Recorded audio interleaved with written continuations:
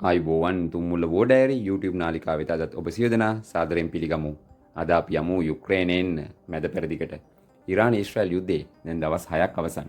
7 වෙනි දවසට උදා වෙන්නේ. තවමත් දෙපාර්ශ්වය මේ යුද්ධේ නවත්තන බව පේන්නේ නැහැ. මේක තවත් දුරදිග යන බවක් නම් පේන තියෙනවා. ඒ ඇමරිකාව මේ යුද්ධයට හවුල් වේවිද? ඊයේ දිනේදී ඇමරිකානු ආරක්ෂක කවුන්සිලය හමු වී තිබෙනවා. මෙහිදී ඉරාන්ට පහර දෙන්න ට්‍රම්ප් අනුමැතිය දීලා තියෙනවා. නමුත් තවමත් ඒකේ අවසන් තීන්දුව අරගෙන නැහැ. ඉතින් අද කතාව ඉරාන ඊශ්‍රායල් යුද්ධයට ඇමරිකාව වේවිද?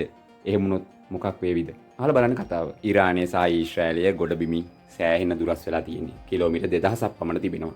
රටවල් කිහිපයක් ඔවුන් දෙගොල්ලෝ අතර තියෙනවා. ඒ නිසා කිසිම අවස්ථාවක ගොඩබිම් යුද්ධයක් නම් ඇති වෙන්නේ නැහැ. ගොඩබිම් යුද්ධයක් ඇති වුණත් ඉරානයේ ඉන්නේ තම ප්‍රබල තැනක. ඔවුන්ගේ හමුදාව ඉතා විශාලයි. එතකොට ගොඩබිමින් ඉරානය ආක්‍රමණය කළා මේ යුද්ධය ජයග්‍රහණය කරන්න ඇමරිකාවට හෝ ඊශ්‍රායලට බෑ. හැබැයි ගුවන් යුද්ධයකින් පැහැදිලිවම ඉරානයේ ඉන්නේ ඉතා පසුපසින්. මොකද ඊශ්‍රායලයේ සතුව නවීන ගුවන් යානා තියෙනවා.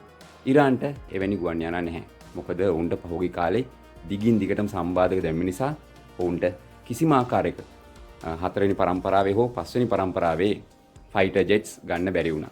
ඉතින් ඒ නිසා මේ ගුවන් හමුදාව ගත්තම ඊශ්‍රායලයේ ඉන්නේ සෑහෙන ඉස්සරහයි. ඊශ්‍රායලය පාවිච්චි කරන්නේ ඇමරිකානු F-35, F-16, F-15 වගේ නවීන ගුවන් යාන. ඉන්පසු ගුවන් ආරක්ෂණ පද්ධති ගත්තම ඉරාන්ට ඉතාම අපහසුයි. මොකද ඉරානය කියන්නේ විශාල රටක්. ඉරානයේ නගර සියල්ල රකින්න තරම් ගුවන් ආරක්ෂණ පද්ධති නැහැ. ඒවත් ගුවන් යාන වගේ තමයි. ඔවුන් සතු තියෙන හොඳම ගුවන් ආරක්ෂණ පද්ධතිය රුසියාවේ S-300. S-300 කියන්නේ දැන් පරණ ගුවන් ආරක්ෂණ පද්ධතියක්. ඒ වගේමයි ඊශ්‍රායලයට අනෙක් පැත්තට ඊශ්‍රායලේ කුඩා රටක්. ඒ නිසා ඊශ්‍රායලට තමන්ගේ නගර ටික රකින්න ඕනොට තලා ගුවන් ආරක්ෂණ පද්ධතිය තියෙනවා. ඔවුන්ගේ කුඩාම ගුවන් පද්ධතිය අයන් ඩෝම්. ඉන්පසු ඩේවිඩ් ස්ලිං. ඉන්පසු ඇරෝ 3.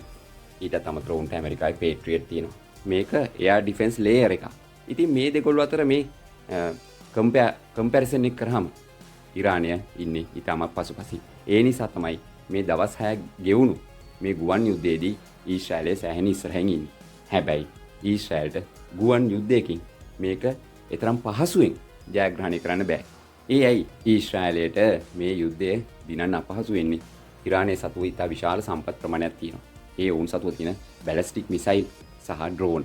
ඉතින් ඊශ්‍රායලයට තමන්ගේ භූමිය රැකගන්න තව තනියෙන් සටන් කරන්න පුළුවන් ගාන සති දෙකක් වගේ.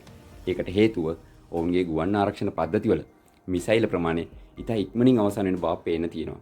අයන් ඩෝම් පද්ධතිය දවසකට රැයකට ඔපරේට් කරන්න වියදම ඇමරිකානු ඩොලර් මිලියන 250.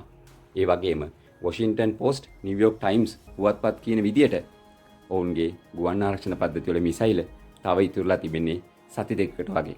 ඒ කියන්නේ ඇමරිකාව ආවේ නැත්තම් ඊශ්‍රායලට මේ යුද්ධය තව දුරටත් කරගෙන යන්න අමාරුයි. මොකද ඉරානයේ සතුව 3000ක පමණ බැලිස්ටික් මිසයිල් ස්ටොක්ස් තියෙනවා කියලා කියනවා. ඉතින් මේ නිසා ඊශ්‍රායලයේ භූමිය රැකගන්න ඔවුන්ට තියෙන සම්පත් ප්‍රමාණය දැන් එන්නේ ක්‍රමයෙන් අඩු වෙනවා. ඊශ්‍රායලය මේ වන විට ගුවන් ප්‍රහාර වලින් ඉරානයේ යම් ආකාරයකට න්‍යෂ්ටික මේ බලාගාර ඒ වගේම මේ න්‍යෂ්ටික අවියායුධ නිෂ්පාදනය කරනවා යයි සැක කරන ස්ථානවලට විශාල හානියක් මතු පිටින් කරලා තියෙනවා. විශේෂයෙන්ම ඔවුන්ගේ ප්‍රධාන න්‍යෂ්ටික බලගැන්වීමේ ව්‍යාපෘති 3ක් තිබෙනවා. ඒ ඉස්ෆහාන් වල, නාටාන්ස් වල සහ ෆෝඩෝ වල. මේ ෆෝඩෝ වල තියෙන මේ කන්දක් යට තියෙන බලාගාරට තමයි ඊශ්‍රායලට පහර දෙන්න අවියායුධ නැත්තේ. ඒ සඳහා අවශ්‍ය බංකර් බස්ටඩ් බෝම්බ තියෙන ඇමරිකාව සතුව පමණයි.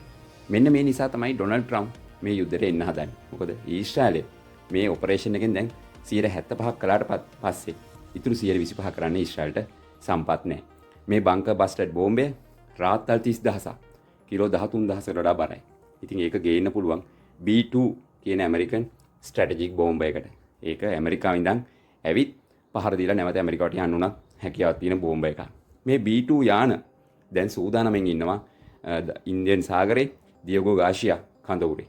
ඉතින් මේක තමයි මේ ඇමරිකාව මේ යුද්ධෙට එනවා කියලා කියන්න හදන්නේ. ඩොනල්ඩ් ට්‍රම්ප් ජනාධිපතිරයා විටින් විට තමන්ගේ සෝෂල් මීඩියා ඇකවුන්ට්ස් වල විවිධ දේවල් දානවා. ඊයේ දවස පුරාම ඔහු ඉරාන්ට එරෙහිව තර්ජනාත්මක පෝස්ට් තමන්ගේ ගිණුම් වල දැම්මා. අවසානයේ දැම්මේ අන්කන්ඩිෂනල් සරෙන්ඩර් කියලා. ඒ කියන්නේ කොන්දේසි විරහිතව යටත් වෙන්න කියලා. මේකට ප්‍රතිචාරයක් විදිහට අයතුල්ලා අල් කමේනි රූපවාහිනිය ඔස්සේ ප්‍රකාශයක් කරනවා. කිසිම අවස්ථාවක ඒ විදිහට ඉරාන යටත් වෙන්නේ නැහැ කියලා. ඉතින් ඒ කියන්නේ ට්‍රම්ප්ට ඕන දැන් බිය ගන්නවා. ඒ කියන්නේ ඉරානයේ සබ්මිෂන් එකට යටත් කරගන්න ගේන්නේ. ඔවුන් විශේෂයෙන්ම කියන්නේ ඉරානයේ දැන් ගුවන් ආරක්ෂණ පද්ධති පිටවැටලා ඉරානයේ අහස දැන් ඊශ්‍රායලයේ අතේ තියෙන කියලා. ඉතින් ඊශ්‍රායලයේ මේ ගුවනේ බලය ගත්තට පස්සේ ඇමරිකානු B2 යානා ගෙනල්ලා මේ නියුක්ලියර් එහෙම නැත්නම් න්‍යෂ්ටික පද්ධති විනාශ කරලා දාන්න තමයි මේ අවසන් සැලසුම. ඉතින් ඒකට දැන් ඩොනල්ඩ් ට්‍රම්ප් අනුමැතිය දීලා තියෙනවා. හැබැයි අවසාන තීන්දුව අරගෙන නැහැ. වෙන්නත් පුළුවන්, නොවෙන්නත් පුළුවන්. ඉතින් තාමත් ඉරානය ඊශ්‍රායලට පහර දීම නවත්තලා නැහැ. ඊයේ රාත්‍රියේත් ඉරාන මිසයිල ඊශ්‍රායලෙ වෙත ආවා. විශේෂයෙන්ම අපි දැක්කා මේ ඉරානයේ ෆාටා මිසයිල මේක හයිපර්සොනික් මිසයිල් එකක්. ඉතින් ඒක නවත්තන්න ඊශ්‍රායල ගුවන් ආරක්ෂණ පද්ධති වලට බැරි වෙලා තියෙනවා. අතරම ගත්තොත් මේ යුද්ධෙදි ඊශ්‍රායලට විශාල හානියක් සිද්ධ වෙනවා. ඒක ප්‍රවෘත්ති වලට එන්නේ නැහැ. මාධ්‍ය වලින් සංගවලා තියෙනවා. ඉරාන ඊශ්‍රායල යුද්ධයේ 7 වෙනි දවස දෙපාර්ශ්වයම තම තමන්ගේ ප්‍රහාර දිගින් දිගටම කරනවා. ඊශ්‍රායල තමයි වැඩිපුර ප්‍රහාර එල්ල කරන විශේෂයෙන්ම ඊශ්‍රායල දිවා කාලයේදී ටෙහෙරානයේ ඇතුළු ඉරානයේ නගර රැසකට ගුවන් ප්‍රහාර එල්ල කිරීම දැන් වේගවත් කරලා තියෙනවා. ඇත්තම ගත්තොත් ඉරානයේ මිසයිල ප්‍රහාර ප්‍රමාණය දැන් එන්න අඩු වීම පවතිනවා. ඒකේ හේතුව හරියටම දන්නේ නැහැ. බොහෝ වෙලාවට මේ මිසයිල ලොන්ච් කරන ස්ථාන ඊශ්‍රායල හඳුනාගන්න නිසා ඔවුන් යම් ආකාරයට තමන්ගේ අවියායුධ ස්ටොක් එක රැක ගන්න ඕන නිසා ප්‍රමාණාත්මකව එල්ල කරනවා වෙන්න පුළුවන්. හැබැයි ඊශ්‍රායලය තමන්ට තියෙන උපරිම සම්පත් වලින් උපරිම ප්‍රහාර එල්ල කරනවා. මොකද ඊශ්‍රායලට වැඩි කල් ගන්න බෑ. ඊශ්‍රායලයට පුළුවන් කෙටි කාලයක ජයග්‍රහණයක් විතරයි. ඊශ්‍රායලට දිගු කාලන ජයග්‍රහණයක් කරා යන්න බෑ. ඉරාන්ට ඕන මේක ඇදගෙන යන්න. මොකද ඔවුන් දන්නවා මේක ඇදගෙන යන්න ඊශ්‍රායල දුර්වල වෙනවා කියලා. ඉතින් මේක තමයි අලුත්ම තත්ත්වය. අපි හෙට දිනේදී ඉරාන ඊශ්‍රායල යුද්ධයේ අලුත්ම තත්ත්වයක හමු වෙමු. අදට සමුගන්නම් ඔබට සුබ දවසක්.